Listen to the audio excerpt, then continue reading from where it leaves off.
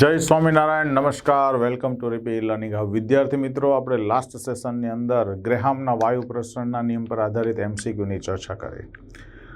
હવે આ સેશનની અંદર મિત્રો આપણે એક બહુ જ મહત્વનો અને JEE 2013-14 નીટમાં પણ લાગત સવાલ પૂછાયા એવા જ એક ટોપિકની ચર્ચા કરવા જઈ રહ્યા છે.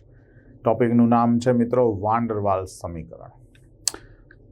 વાન ડર વાલ્સ સમીકરણ. વાન ડર વાલ્સ નામના વૈજ્ઞાનિકે વાસ્તવિક વાયુની આદર્શ વાયુની વર્તણૂક કરતા જે વિચલનપણું જોવા મળે એનો ઊંડાણથી અભ્યાસ કર્યો અને એ અભ્યાસ પરથી એણે એક નવું સમીકરણ તારવ્યું જેને કહેવામાં આવે વાન ડર વાલ્સ સમીકરણ. મિત્રો, આજે આપણે ભણવાના છીએ વાન ડર વાલ્સ સમીકરણ. શું ભણવાના છે? વાન ડર વાલ્સ સમીકરણ. વાન ડર વાલ્સ સમીકરણ કેવું છે એ સમજતા પહેલા મિત્રો આપણે આદર્શ વાયુને સમજવા પડે. આદર્શ વાયુ કોને કહેવાય મિત્રો? તો કે જે વાયુ આપેલા કોઈ પણ તાપમાન T અને દબાણ P માટે બોઇલ, ચાર્લ્સ, એવોગેડ્રો સિદ્ધાંત નું પાલન કરે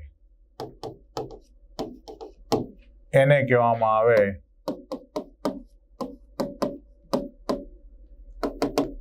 ટૂંકમાં PV = nRT નું પાલન કરે એને કહેવામાં આવે આદર્શ વાયુ. જ્યારે વાસ્તવિક વાયુ શું છે? વાસ્તવિક વાયુ એને રિયલ ગેસ કહેવામાં આવે. તો કે જે વાયુઓ તાપમાન અને દબાણના બધા જ મૂલ્યો માટે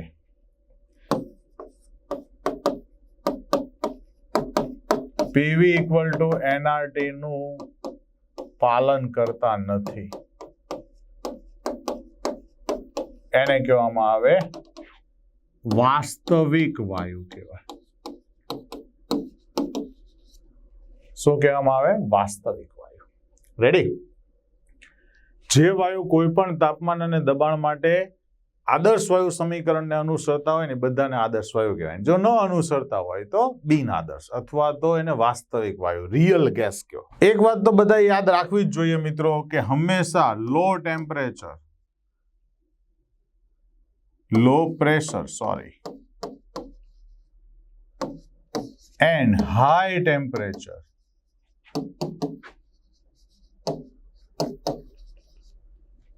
એટલે કે મારો શોર્ટકટ શબ્દ છે LP અને HT. આ પરિસ્થિતિમાં તો મિત્રો દરેક વાયુ જે છે ને એ આદર્શ વર્તણૂક ધરાવે છે. અને તમને એ બી કહી દઉં કે આજ MCQ 2 થી 3 વાર પૂછાઈ ગયો છે. કઈ પરિસ્થિતિમાં આદર્શ વર્તણૂક ધરાવે? તો લો પ્રેશર છે અને હાઈ ટેમ્પરેચર છે. LP એક કંપની આવે લુઈ ફિલિપ્સ કરીને, કપડાની બહુ જાણીતી બ્રાન્ડ છે, તમે બધા જાણો છો. હવે 11-12 વિદ્યાર્થીને ખબર જ હોય. એ યાદ રાખવાનું. એટલે ટેમ્પરેચર અને પ્રેશરમાં કોઈ દી ગડબડ જ ન થાય. LP ના શર્ટ પહેરો એની જેમ અહીંયા તમારે એમ બોલવાનું LP અને HT તો કાંઈ યાદ રહે એવી કંપની નથી કોઈ, પણ LP યાદ રહે. LP મતલબ લો પ્રેશર, નીચું દબાણ અને ઊંચા તાપમાને બધા જ વાયુઓ કેવી વર્તણૂક ધરાવતા હોય? આદર્શ વર્તણૂક. બીજું કે આ વાયુને પ્રવાહીકરણ સાથે પણ સીધો સંકલ્પ હોય. દાખલા તરીકે આઈડિયલ ગેસ જે છે એ પ્રવાહીકરણ સરળતાથી થતું હોય, જ્યારે પહેલામાં થોડી વાર લાગે. બરાબર? ચાલો આગે જઈએ. તો હું જે કહેતો તેની જ વાત કરું મિત્રો. કાર્બન ડાયોક્સાઇડ છે, એમોનિયા છે, સલ્ફર ડાયોક્સાઇડ છે. આવા વાયુ જે છે એ વાયુનું પ્રવાહીકરણ એ H2 છે, O2 છે, N2 છે, આ બધાની સાપેક્ષમાં સરળતાથી થાય છે. કેવું થાય છે? સરળતાથી થાય છે.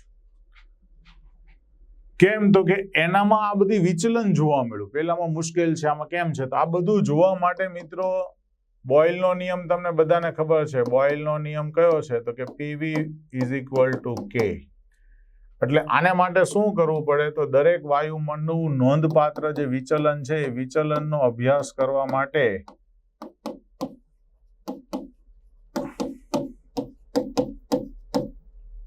PV વિરુદ્ધ P નો આલેખ દોરવામાં આવ્યો. કોનો? PV વિરુદ્ધ P નો. તો એ આલેખ મિત્રો આવો મળે છે. આ PV વિરુદ્ધ P લઈએ તો આ એક આદર્શ વર્તણૂકની રેખા સમજી લો મિત્રો.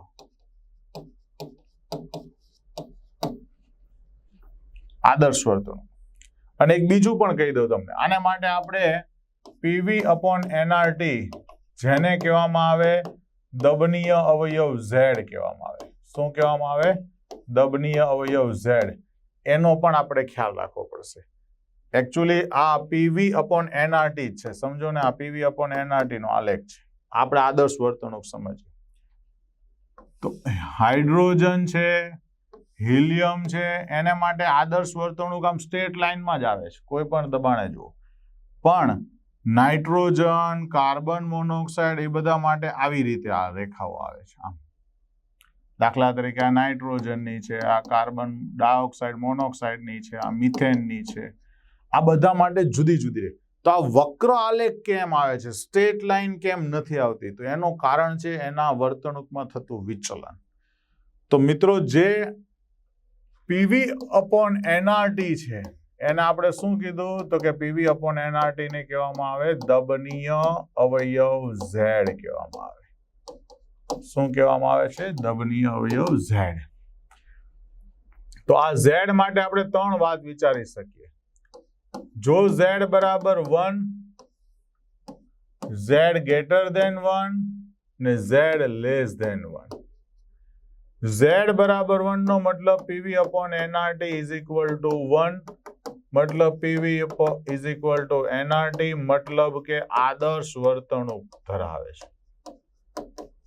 જે વાસ્તવિક વાયુ માટે Z1 હોય મિત્રો, એની વર્તણૂક કેવી થઈ ગઈ? આદર્શ થઈ ગઈ. હવે Z greater than 1 હોય તો એને કહેવામાં આવે ધન વિચલન કહેવાય. શું કહેવામાં આવે? ધન વિચલન કહેવાય. અને જો Z less than 1 હોય તો એને ઋણ વિચલન કહેવાય. શું કહેવામાં આવે છે? ઋણ વિચલન. Z greater than 1 એનો મતલબ ધન વિચલન.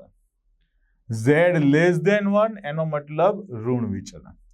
જો PV આઈડિયલ ગેસ હોય, આઈડિયલ, તો એને માટે nRT છે. ને PV રિયલ ગેસ હોય તો એને માટે પણ nRT છે. તો મિત્રો આ P ને હું અહીંયા છેદમાં લખું અને આ P ને અહીંયા હું છેદમાં લખું તો આ PP તો બરાબર જ છે. રેડી? બેવ કેસ તો સેમ જ થાય. પણ જ્યારે ગ્રેટર ધેન 1 હોય તેનો મતલબ એમ થયું કે જે વાયુ જે છે, વાસ્તવિક વાયુ, એ આદર્શ વર્તણૂક ધરાવતા જે વાયુ હોય એ વર્તણૂકની સરખામણીમાં ઓછા દબનીય છે. આ બરાબર યાદ રાખજો. જેનો Z greater than 1 એ દબનીય કેવા હોય? હંમેશા ઓછા હોય. એવી જ રીતે ઋણ વિચલન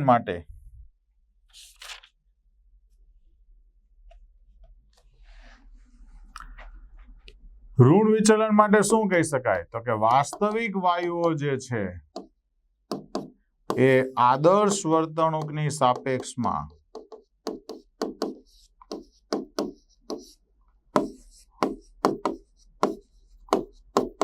કેવા છે?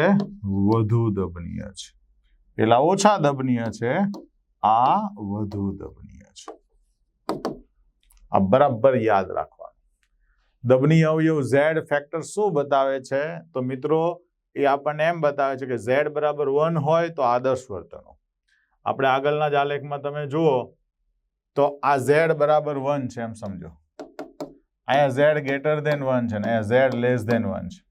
તો આ આદર્શ વર્તણૂકની રેખા છે. આ પીળી દોરું છું અત્યારે. ઉપરના ભાગમાં જે રેખાઓ આવે આ બધા ધન વિચલન દર્શાવે. જ્યારે આ ત્રણેય રેખા કે જે અહીંયા નીચે થઈને ઉપર ગઈ છે, નાઇટ્રોજન, કાર્બન ડાયોક્સાઇડ ને મિથેન, એ જ્યારે નીચું દબાણ હતું ત્યારે ઋણ વિચલન હતું. જેમ જેમ દબાણ વધતું ગયું એમ પાછું ધન તરફ વધતું ગયું. એટલે કહેવાનો મતલબ એમ છે કે કોઈ પણ વાયુ જે છે આદર્શ વર્તણૂક કરતા શું જોવા મળે છે? ઘણીવાર વિચલન જોવા મળે. વિચલન જોવા ક્યારે મળે? તો એના દબાણ અને તાપમાનમાં ફેરફાર હોય ત્યારે.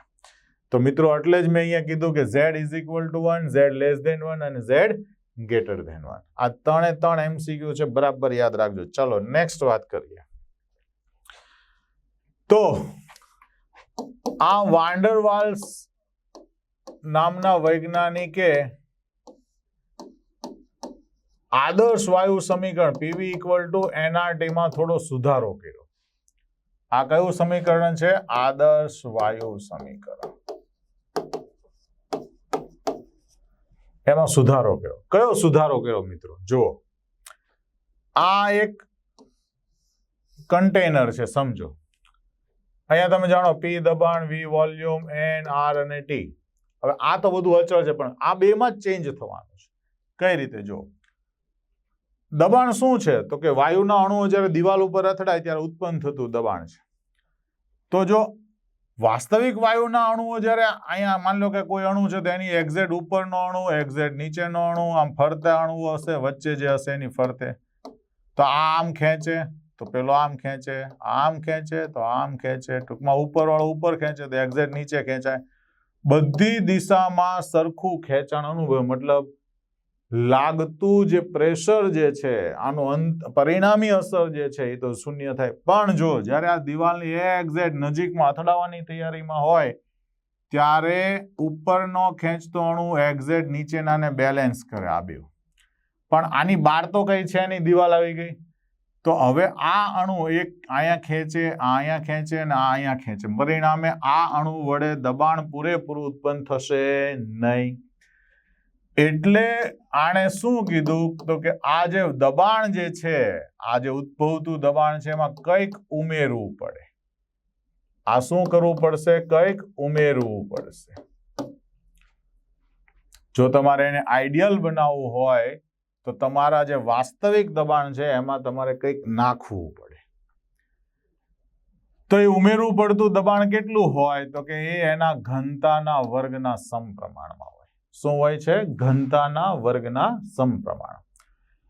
એટલે એનો મતલબ એમ કે આપણે દળના છેદમાં કદ વિચારીએ તો 1/v² થાય. હવે જો આ 1 મોલ વાયુ માટે છે, હવે તમે n મોલ વાયુ વિચારતા હોય તો કેટલા થશે? તો કે n² ના છેદમાં v² થશે. p ચલે છે. રેડી? એટલે ચલન દૂર કરવા માટે આપણે મૂકી દઈએ એ અચળાંક, એ n² ના છેદમાં v². ઓકે, આ એ શું છે? તો કે એ અચળાંક છે જે આંતર આણ્વીય આકર્ષણ બળનું માપ આપે છે. શું આપે છે? આંતર આણ્વીય આકર્ષણ બળનું માપ આપે છે. ચાલો, હવે જો મારે આ એનો એકમ તારો હોય તો એનો યુનિટ કેટલો? તો જો P બરાબર AN²/v² છે, તો A બરાબર PV²/n² થાય. P નો એકમ કયો આવે? એટમોસ્ફિયર આવે, એટલે કે વાતાવરણ આવે. V એટલે લીટર ઘન, લીટરનો સ્ક્વેર ના છેદમાં મોલનો સ્ક્વેર, એટલે mol⁻². જો તમારે આવું ન મૂકવું હોય તો અથવા તમે આવું પણ લખી શકો. એટમોસ્ફિયર તો રહેશે જ, વાતાવરણ. લીટરની જગ્યાએ ડેસીમીટરનો ઘન કરાય, ઘનનો વર્ગ એટલે 6 કરી શકાય, અને mol⁻² પણ કરી શકાય. ટૂંકમાં ઉમેરવું પડતું જે કદ જે છે એ આટલું થશે. તો ટૂંકમાં હવે P ની જગ્યાએ તમારે શું લખવું પડશે? તો કે P વત્તા AN² ના છેદમાં v². આવું લખવું પડશે. કદ V ની ચર્ચા કરીએ મિત્રો. V કેટલું લઈશું? માની લો કે આદર્શ વાયુ જે હોય, આઈડિયલ ગેસ, એના તો કદ એકદમ સૂક્ષ્મ હોય, પોઈન્ટ માસ કહેવાય. પણ જે વાસ્તવિક વાયુ જે છે એના ગોળાઓ આખા રિજિડ સ્ફિયર કે આમ ગોળા મોટા હોય કદમાં. હવે આ બધાને એક ખૂણામાં હું ભેગા કરું મિત્રો, તો આ બધા અહીંયા કંઈક જગ્યા રોકશે આટલું. તો આ જગ્યાને બાદ કરવી પડે. ગોળા હોય તો આખા કન્ટેનરમાં ઘૂમતા હતા. એટલે કે કદનો સુધારો કેટલો? તો કે સુધારેલું કદ કેટલું? તો કે વાયુનું આખું કન્ટેનરનું કદ માંથી આ ગોળાઓ વડે રોકાયેલા કદને કહેવાય બી. એટલે કે બી એ શું છે? તો કે અણુ વડે રોકાતું કદ છે. અથવા અણુનું કદ કહીએ તો બી ચાલી જાય મિત્રો.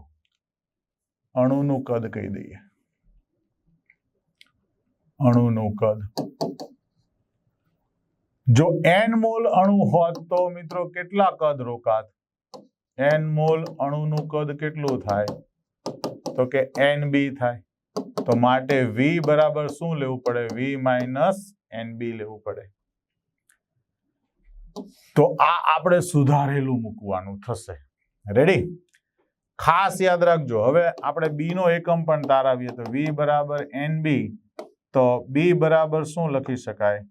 b બરાબર v ના છેદમાં n. તો કે લીટરના છેદમાં મોલ. તો આ b શું થઈ ગયું? લીટરના છેદમાં મોલ. બીજું એક કહી દો મિત્રો. જો આના ઉપરથી તમે ખાસ જોઈ શકો છો, આ બી હરખો ન દેખાતો હોય તો હું ભૂસીને ફરીથી લખી દઉં મિત્રો. બી ચલે છે વી આવ્યું. એનો મતલબ એમ કે બી એ અણુના કદના સમપ્રમાણમાં છે. કદ પર આધાર રાખે. એનો મતલબ એમ થયો કે જેટલા અણુની સાઈઝ મોટી એટલું આ દૂર કરવું પડતું કદ પણ શું થશે? મોટું થશે. ઉદાહરણ તરીકે જુઓ, ફ્લોરિન કરતા ક્લોરિન, SO2 કરતા SO3, મિથેન કરતા ઇથેન. આ બધામાં બી ની વેલ્યુ કેવી થવાની? વધવાની ને. કેમ કે બી એ શેના પર ડિપેન્ડ કરે છે? અણુના કદ ઉપર ડિપેન્ડ કરે છે. રેડી? ચાલો નેક્સ્ટ વાત કરીએ મિત્રો. તો આ વાન ડર વાલ્સ સે જે આદર્શ વાયુ સમીકરણ હતું, એ આદર્શ વાયુ સમીકરણમાં નીચે મુજબનો સુધારો કર્યો. કયો હતો? તો કે P(an²/v²) v માઇનસ nb બરાબર nRT. આને મિત્રો કહેવામાં આવે છે વાન ડર વાલ્સ સમીકરણ. શું કહેવામાં આવે છે? વાન ડર વાલ્સ સમીકરણ.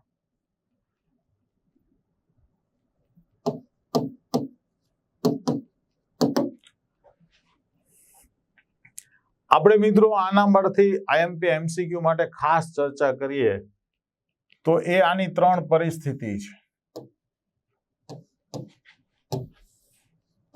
બરાબર સમજજો. ખૂબ જ નીચા દબાણે, મધ્યમ દબાણે, ઊંચા દબાણે.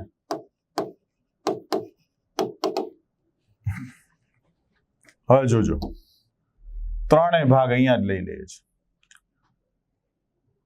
જ્યારે નીચું દબાણ હોય ને વિદ્યાર્થી મિત્રો, નીચું દબાણ, જેટલું દબાણ નીચું હશે એટલું કદ વધુ હશે. અણુઓના કદ, રોકાયેલા કદ બરાબર થઈ જશે. મતલબ કે અતિ નીચું દબાણ હોય ત્યારે વી ઘણું વધુ હોય, માટે A/v² ને P ની સાપેક્ષમાં અવગણી શકાય.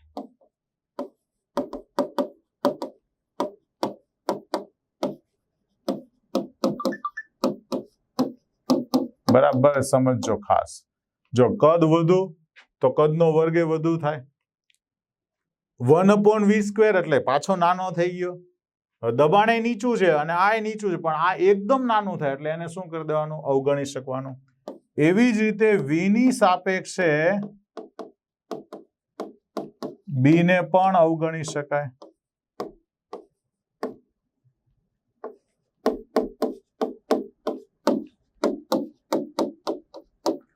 તો એનો મતલબ એમ કે અહીંયા આ અવગણી શકાય, અહીંયા આ અવગણી શકાય, તો પીવી બરાબર શું થઈ ગયું?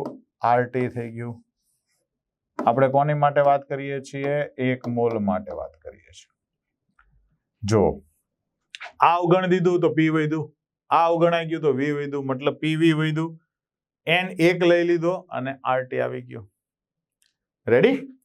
બીજી વાત કરીએ મિત્રો, મધ્યમ દબાણ, મોડરેટ પ્રેશર કહેવાય. શું કહેવાય? Moderate pressure. મધ્યમ દબાણ, દબાણ લગાડવાનું પણ મધ્યમ. તો મધ્યમ દબાણ હોય ને ત્યારે અણુનું જે કદ હોય, કદ V એ વધે, માટે A/V² જે છે એને અવગણી ન શકાય મિત્રો, અવગણી ન શકાય. પરંતુ V ની સાપેક્ષે જે સિંગલ અણુના કદ હતા એ B ને તો તમે અવગણી જ શકો છો.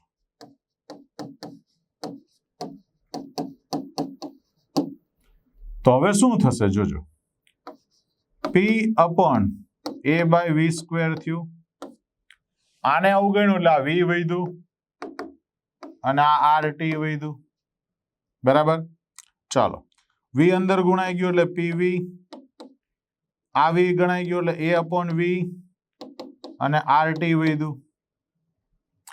RT વડે અહીંયા ભાગી દઉં, RT વડે અહીંયા પણ ભાગી દઉં અને RT વડે અહીંયા પણ ભાગી દઉં, તો આ થઈ ગયું 1. આને હું સામે લઈ જાઉં તો A/VRT. PV/RT ને કહેવામાં આવે Z. તો આપણું સૂત્ર શું બની ગયું? Z બરાબર 1 A/VRT. ફરીથી એકવાર અહીંયા લખી દઉં, જુઓ, Z બરાબર 1 - શું થશે? VRT. ક્યારે? મોડરેટ પ્રેશર હોય ત્યારે. બરાબર જોજો મિત્રો. ચલો, ઊંચા દબાણે બહુ પ્રેશર વધી જાય મિત્રો, ખૂબ વેલ્યુ વધુ હોય તો આ પદ જે છે એ કદ એકદમ નાનું થશે. કદ એકદમ નાનું થશે તો નાનાનો વર્ગ નાનો થાય. રેડી? ઊંચા દબાણે, ઊંચા દબાણે મિત્રો પ્રેશર જેટલું વધારે હશે એટલું V કેવું થશે? ઓછું થશે. સાંભળજો, 1/V² ઘણું મોટું થશે. બરાબર? એટલે આ દબાણ પુષ્કળ છે તો આને આપણે શું કરશું? અવગણશું. તો કે માટે A/V² ને શું કરી શકાય? અવગણી શકાય. બરાબર જોજો મિત્રો ખાસ, પણ V સાપેક્ષે B ને અવગણી શકાય નહીં. B ની અવગણના થશે નહીં. મતલબ P/V - B બરાબર RT. આવું સૂત્ર વધ્યું. જો આ અવગણાઈ ગયું N1 તો PV - PB બરાબર RT. RT વડે હું ભાગી દઉં બધાને તો મિત્રો આ 1 થઈ ગયું. આ માઇનસ વાળો ભાગ અહીંયા સામે ગયો તો પ્લસ થઈ ગયો. અને PV/NRT એને કહેવામાં આવે Z કહેવાય, દબનીય અવયવ. તો મિત્રો આ 2013, આ 2014, આ 2015 ના JEE નીટના MCQ થયા. ફરીથી એકવાર, અતિ નીચું દબાણ હોય તો PV બરાબર, કેમ કે આપણી શરત જ છે ને LP નો શર્ટ હાઈ ટેમ્પરેચરે પહેરવાનો, મતલબ low pressure high temperature. Low pressure high ટેમ્પરેચરે બધા જ વાયુ આદર્શ વર્તણૂક દર્શાવે. તો જો લો પ્રેશર અતિ નીચું દબાણ તો અતિ નીચું દબાણ PV = NRT જોઈને N બરાબર તમારે શું મૂકી દેવાનું? 1. આ બંનેનું ખાસ યાદ રાખવાનું. મધ્યમ દબાણ ત્યારે Z બરાબર 1 - A/VRT. મેં તમને અહીંયા લખીને આપ્યું, બરાબર જોજો આ સૂત્ર. અને ઊંચા દબાણ વાળી કન્ડિશન છે એમાં 1/PB/RT. ઓકે, તો ચલો આજના સેશનની વાત અહીંયા સમાપ્ત કરીએ. જય સ્વામિનારાયણ. ફરી મળીએ, ત્યાં સુધી વિડીયોને વારંવાર જોતા રહો અને કોન્સેપ્ટને વધુ ને વધુ ક્લિયર કરો. નમસ્કાર.